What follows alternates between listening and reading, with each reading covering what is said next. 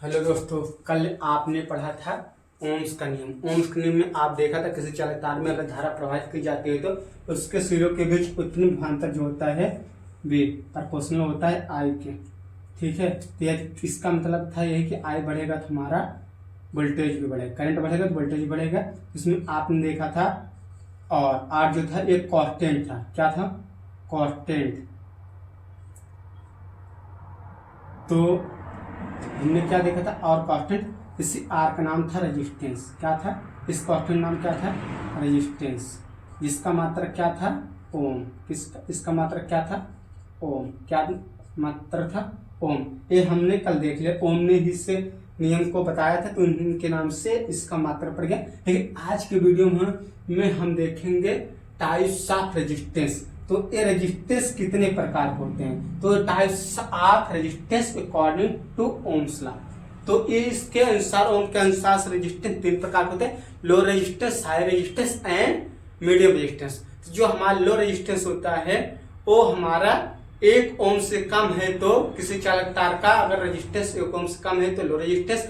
यदि वही 1 ओम से अधिक और 0.1 मेगा ओम से कम है तो होगा हमारा मीडियम रेजिस्टेंस, और वही 0.1 मेगा ओम से अधिक है तो हमारा हाई रेजिस्टेंस का कैटेगरी में आ जाएगा। देखिए, low resistance, medium resistance, high resistance. यदि रेजिस्टेंस को वैल्यू किसी चालक तार की 1 ओम से कम है किसी कंडक्टर का तो हमारा हो जाएगा वो लो रेजिस्टेंस। लो रेजिस्टेंस में आपके चांदी आ जाए, सोना आ जाए, एल्युमिनियम आ जाए। इसका क्या होगा कि इसका जो प्रतिरोध होगा, इसका प्रतिरोध और कंडक्टेंस जो होंगे, प्रतिरोध तो कम होगा और कंडक्टेंस अधिक। जो प्रतिरोध हमारा होगा आर एक कम होगा, प्रतिरोध कम हुआ तो कंडक्टेंस अधिक हुआ, रेजिस्टेंस कम तो कंडक्टेंस हाई। और इसमें देखिए, जो हमारे किसी मटेरियल का, किसी पदार्थ का, किसी कंडक्टर के अधिक रेजिस्टेंस 1 ओम से अधिक और 0.1 मेगा ओम से कम है तो मीडियम रेजिस्टेंस में आ जाएंगे। इससे नाइक्रोम और कार्बन ये हमारे आ जाएंगे मीडियम रेजिस्टेंस में। और हाई रेजिस्टेंस में हमारे आएंगे, जैसे कोई भी है उसका पदार्थ है तो 0.1 मेगा ओम से अधिक है तो हमारे आ जाएंगे हाई रेजिस्टेंस, जैसे इंसुलेटर यानी क्या नॉन कंडक्टर, जैसे लकड़ी हो गया, प्लास्टिक हो गया। इसका जो होगा कंडक्टेंस तो लो होगा लेकिन रेजिस्टेंस इसका बहुत हाई होगा। जिसका रेजिस्टेंस हाई होगा उसका कंडक्टेंस कम होगा।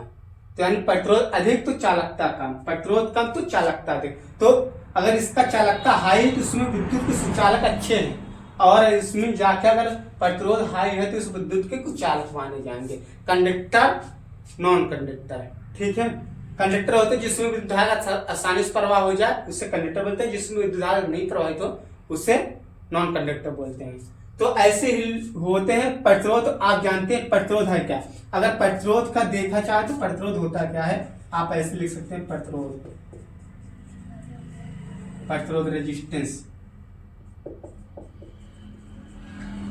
रेजिस्टेंस यदि किसी कंडक्टर का हाई है तो उसमें कंडक्टेंस हमारा कम होगा। यानी अगर हाई है, ये मान लो चालक तार है, ये आपका चालक तार है। ठीक है, यदि मान लो किसी का इसका रेजिस्टेंस हाई, क्या है? रेजिस्टेंस हाई, तो हमारा कंडक्टेंस जो होगा वो कम होगा। कंडक्टेंस मतलब कल के वीडियो में आपने रेजिस्टेंस कंडक्टेंस देखा था। रेजिस्टेंस कंडक्टेंस कम होगा तो क्या ये क्या कर रहा है? इसमें मान लो ये बैटरी मैंने जोड़ दी खट से, ये देखो प्लस माइनस बैटरी जोड़ दिया। आप देखो कुंजी लगा देते हैं, कुंजी आपकी इसमें ऐसे फ्लो हुआ करंट, लेकिन उसका कह रहा रेजिस्टेंस है, कंडक्टेंस हमारा कम होगा। कंडक्टेंस कम होगा तो विद्युत धारा प्रवाह कम, जिसका विद्युत धारा तो ये हमने मान लो 5 एम्पियर का करंट दिया। कितना? 5 एम्पियर। 5 एम्पियर करंट दिया, लेकिन इसमें कितना जा रहा? 2 एम्पियर। 2 एम्पियर कितना गया? 2 एम्पियर। 3 एम्पियर हमारा कहाँ गया? 3 एम्पियर। 3 एम्पियर हमारा कहाँ गया? 3 एम्पियर। इसमें जो रेजिस्टेंस आई है तो वो रेजिस्टेंस ने 3 एम्पियर करंट को कम कर दिया, यानी वो धारा को रोक दिया। तो आप ऐसे लिख सकते हैं, किसी पदार्थ का वह गुण, किसी पदार्थ का वह गुण, किसी पदार्थ का वह गुण जिसके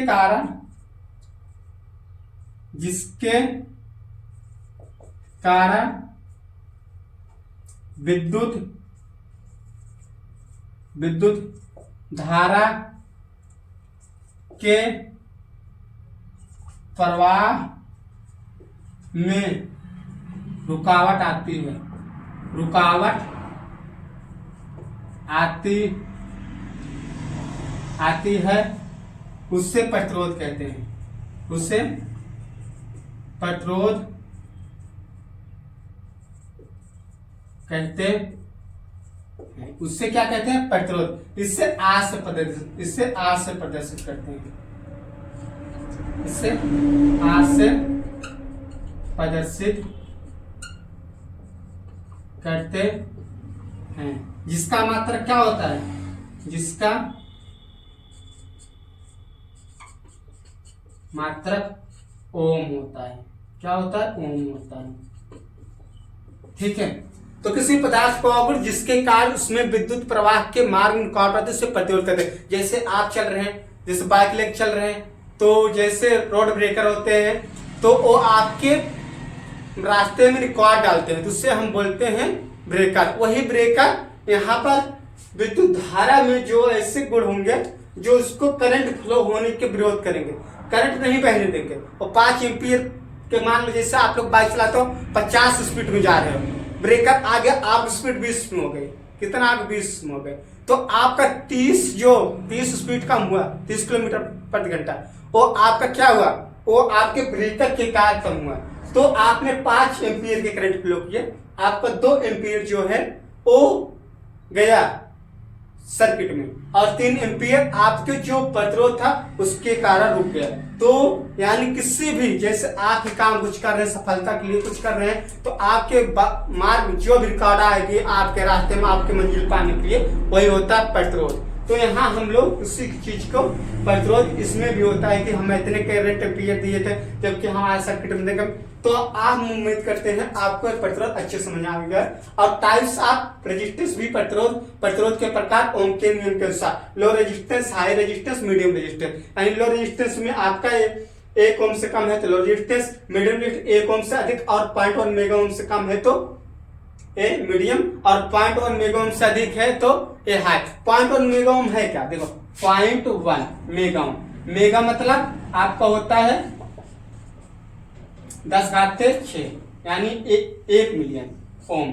10⁶, तो इसको कन्वर्ट करेंगे 1 गुणे 10⁵5, 10⁵5 आपके लाख के बराबर होता है, लाख ओम। यानी लाख ओम से अधिक होगा कोई चीज तो आपको कैटेगरी आ जाएगी हाई रेजिस्टेंस। किसमें आ जाएगी?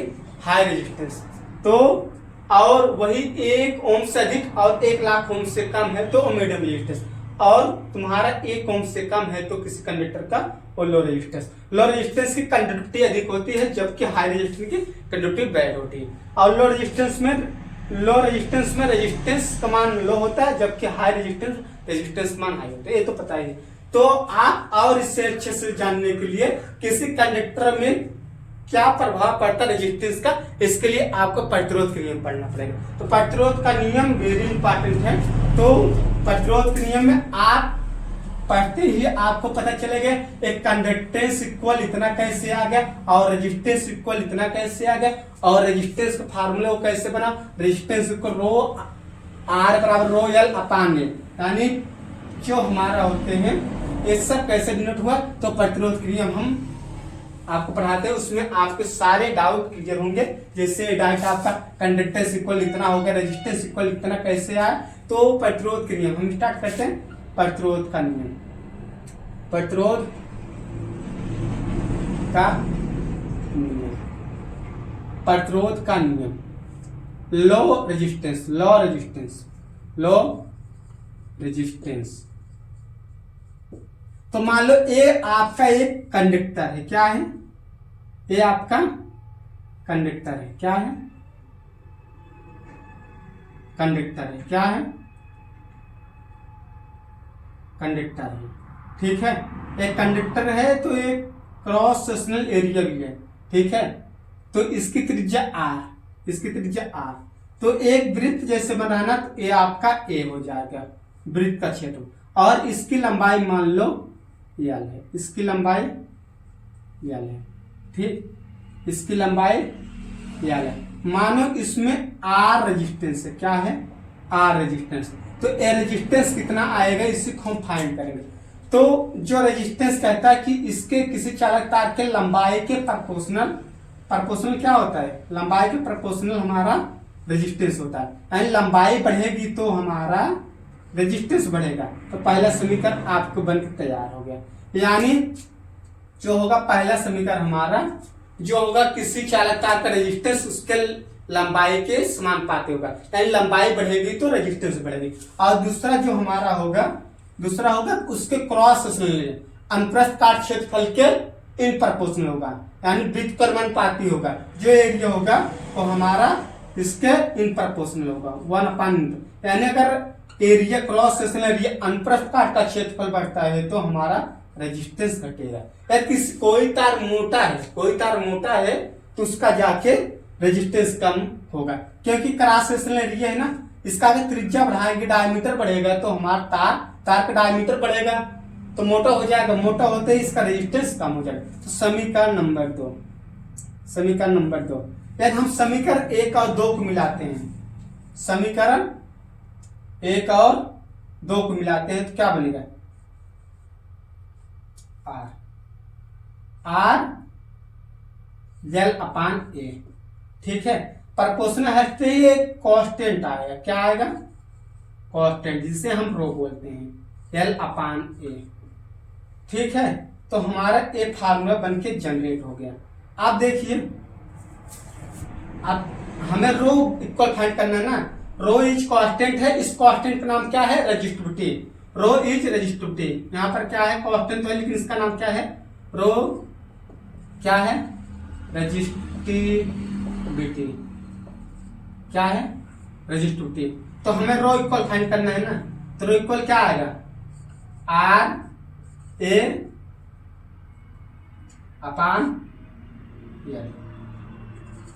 तो इसका मात्रक कैसे निकालेंगे, R का मात्रक क्या होता है, ओम। R का मात्रक क्या होता है, ओम।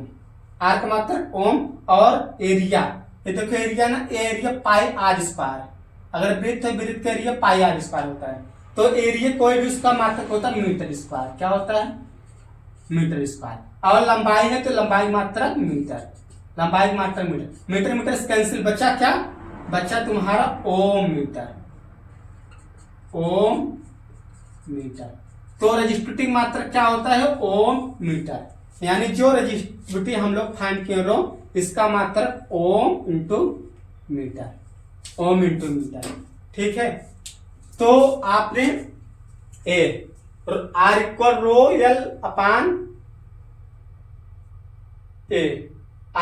L/A, तो ये फार्मूला आपने जनरेट किया। जैसे यही भी यही है ना, इसका मान लो L था, इसका जो क्रॉस सेक्शनल एरिया था A था, इसका क्रॉस सेक्शनल एरिया A, तो इसमें कितना प्रतिरोध होगा, R इक्वल फार्मूला जो है रो L/A। रो क्या है आपका, रो क्या है, रेजिस्टिविटी। यहाँ देखिए R है रेजिस्टेंस ना, जिसका मात्रक ओम। रो क्या है, रेजिस्टिविटी, जिसका मात्रक ओम इंटू मीटर। और L क्या है, लेंथ, जिसका मात्रक मीटर। और ये क्या, क्रॉस सेक्शनल एरिया, जिसका मात्रक मीटर²। ठीक है, तो इस पे आपका एक क्वेश्चन बना, देखिए, calculate the resistance of a 15 metre length of copper wire at 20 degree Celsius that has a diameter of 0.050 centimetre and जो इसका रेजिस्टेंस दिया है 1.7 × 10⁻⁸ ओम मीटर। तो हमें क्या फाइंड करना है, रेजिस्टेंस। इसको रेजिस्टेंस फाइंड करके 1.3 ओम आएगा। तो हम फाइंड करते हैं रेजिस्टेंस इसका, उसे हम सॉल्व करते हैं। तो जो डाटा दिया था यहाँ पर, हमने यहाँ पर नोट किया, लंबाई कितना दिया 15 मीटर और डायमीटर कितना दिया है, क्रॉस सेक्शनल एरिया का डायमीटर जो है हमारा 0.050 सेंटीमीटर और जो हमारे रेजिस्टिविटी कितना है 1.7 × 10⁸ ओम मीटर। तो एक कॉपर का जो है, कॉपर का एक क्या है, कॉपर का रेजिस्टिविटी है। हर कंडक्टर की, हर मेटल की कंडक्टिविटी जो होती है अलग होते हैं और रेजिस्टिविटी अलग होती है, लेकिन इसका जो दिया है एक कांस्टेंट जो है 1.7 × 10⁸ दिया है। तो इसमें हमें क्या फाइंड कर, आर इक्वल हमने क्या फाइंड किया, जैसे एक चौलक तार है, इसका मैंने निकालना है, इसकी लंबाई एल क्रॉस सेक्शनल एरिया, इसका जो निकलता था क्या निकलता था, इसका आर जो निकलता था रो L/A। ये हमारा क्या है, ये क्या है हमारा एरिया, ये जो हमारा एक cross sectional area pi r²। तो r² है, हमें आर दिया डी, लेकिन हमें निकालना आर। लेकिन देखिए मीटर में है और सब मीटर में, ओम इंटू मीटर। तो ये जो दिया सेंटीमीटर में दिया, किस में दिया है, सेंटीमीटर में। तो हम इसको किस में कन्वर्ट कर लेंगे, मीटर में। मीटर में कन्वर्ट करने के लिए 1 मीटर में 100 सेंटीमीटर, तो 100 से डिवाइड करेंगे तो हमारा मीटर में जाए। 100 डिवाइड करते कितना आ गया, 0.0502 मीटर। ठीक, ये बना। थोड़ा इसे और सॉल्व करेंगे, 1000 से गुणा करेंगे, 1000 से भाग, तो ये बनेगा 50, और 1000 से भाग करेंगे ऊपर जाएगा 10⁻³ तो जुड़ जाएगा 10⁻⁵। तो r इक्वल का तो d/2, r इक्वल d/2 तो 25 × 10⁻⁵ मीटर। तो हम इसमें रखेंगे, इसका फार्मूला क्या होता है इधर देखो, रो इक्वल कितना दिया 1.7 × 10⁻⁸ ओम मीटर, यही दिया है ना। अब एल क्या दिया है, एल आपका हो गया 15 मीटर, एल 15 मीटर, और इसका क्या होता पाई r²। पाई का मान कितना होता है 22/7, और r² मतलब यही रख देंगे कितना 25 × 10⁻⁵ का स्क्वायर। इसका स्क्वायर करेंगे कितना बनेगा, ये होगा आपका 22/7। 25 का स्क्वायर कितना हो जाएगा, 25 स्क्वायर 625, और इसका 10⁻⁻10 ये हो जाए। इसे सॉल्व करेंगे क्या होगा, मीटर स्क्वायर, इसमें चला जाएगा मीटर स्क्वायर। ठीक है, तो ये देखिए, इसको जब हम सॉल्व करेंगे, कैलकुलेट करेंगे, तो इसका जो रेजिस्टेंस आएगा हमारा 1.3 ओम आ जाएगा। तो हम इसी तरीके से किसी भी चीज का उसका रेजिस्टेंस निकाल लेंगे। जैसे आप कैलकुलेट कर लीजिएगा, 10⁻10 नीचे तो ऊपर जाए 10⁻2 ये है, तो इसको काटेंगे 7 ऊपर चला जाएगा, और ये आप ऐसे पूरा करेंगे कैलकुलेट, पूरा कैलकुलेशन करेंगे तो आपका 1.3 ओम ही आएगा। आप कैलकुलेट कर लीजिएगा, क्योंकि यहाँ टाइम का मैनेजमेंट करना जरूरी है। तो आप प्रैक्टिस कर लीजिए, आपका क्लास वर्क होमवर्क दोनों ही हो सकता है कि आप रिवीजन करिए, आप खुद से लगाएंगे तो आपको ज्यादा बेहतर समझ में आएगा। और ये जो आपका 20 डिग्री सेल्सियस तापमान है, एक रूम का नॉर्मल टेम्परेचर होता है 20 से लेकर 30 के बीच में होता है। तो एक इस रूम अगर इससे अधिक टेम्परेचर हुआ, इससे अधिक यानी 30 डिग्री सेल्सियस से अधिक गया, तो उस पे रेजिस्टेंस प्रभाव पड़ेगा, यानी प्रतिरोध पर ताप का क्या प्रभाव पड़ता है, effect of resistance on temperature. इसके लिए हम एक नया वीडियो लेके आएंगे, तब तक के लिए आप इसे नोट कर लीजिए। मिलते हैं किसी नए वीडियो में, तब तक के लिए जय हिंद जय भारत।